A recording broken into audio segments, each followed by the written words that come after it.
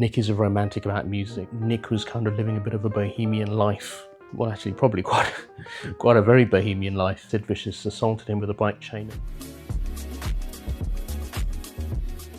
Hi, I wanted to talk to you about a couple of the books that I read for the Mick Taylor podcast. The first one is Apathy For The Devil and The Dark Stuff by Nick Kent. These were key sources for me, which I found extremely useful. If you don't know who Nick Kent is a British journalist, a music journalist. He started his career in the early 70s at an independent music publication called Friends.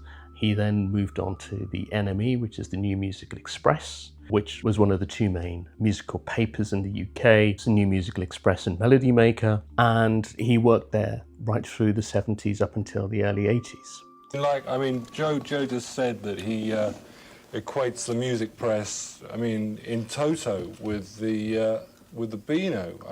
For me, the music press has an obligation to do three things. That is to inform, to entertain, and to inspire. He wrote famous profiles of Brian Wilson and Syd Barrett. He worked closely with the Rolling Stones for a number of years. He was literally at ground level with the rise of the Sex Pistols. He was involved with Chrissie Hynde of the Pretenders for a number of years. So he was a very well-known face in British music journalism through the 70s. Outside of his writing, he was famous for a couple of incidents. First being his assault by Sid Vicious at the 100 Club in Oxford Street, London. If you don't have a mental picture of the 100 Club, it's quite close to Tottenham Court Road Station, and it's an underground club, so you've got to come down a double staircase. Obviously, it's quite dark down there. You've got the bar over here, the stage is over here, and the toilets are. So being underground, you can hear the rumble of tube trains coming in and out of Tottenham Court Road tube station. So there's a real sense of, kind of the world being on top of you. So you can imagine how terrifying that was, being attacked in that set of circumstances. And Sid Vicious assaulted him with a bike chain and beat him until he was senseless.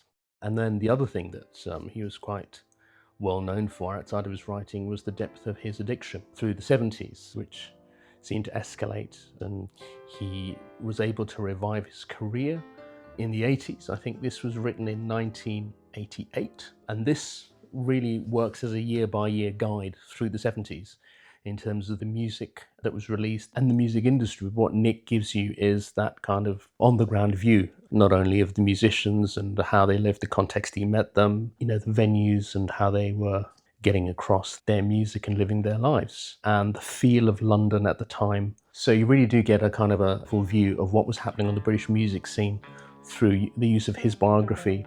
And then in 1995, he wrote The Dark Stuff, which is more of a retrospective of his journalism. Nick's writing, for me, is incredibly evocative.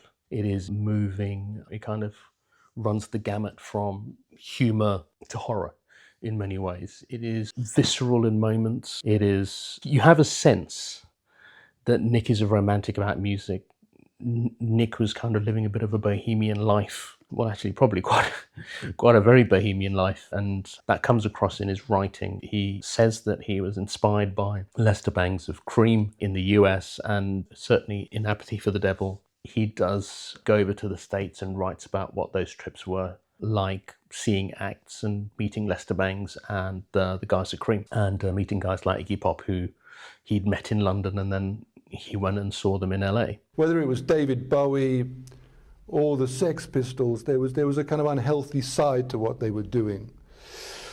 With Bowie, there was way too much vanity and superstar. Bowie's whole thing was the superstars and the slaves. So very much these books are filled with opinion, humour, and a real personal point of view, because Nick uses his biography as the lens of how he's looking at the British music scene. So these are incredibly rich sources, and if you're not necessarily interested in history and the historical side of it, they are also filled with countless anecdotes. They read very much like an after-dinner speech. So if you're somebody who's just looking to have a bit of a laugh and enjoy what the scene was like, Nick is a great storyteller, and you can immensely enjoy the colour of the scene in London during the 70s and the early 80s. An excerpt from The Dark Stuff by Nick Kent, Sid Vicious, the exploding dimwit.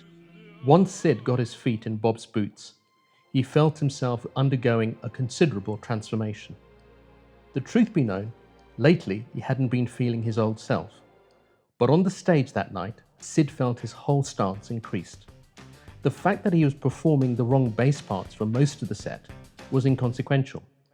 Lydon was acting like a stuck-up wanker, a bloody ponced-up pop star who wasn't like even involved in the spirit of the thing. In these boots, those precious boots, Sid felt himself invincible. Still, they weren't his.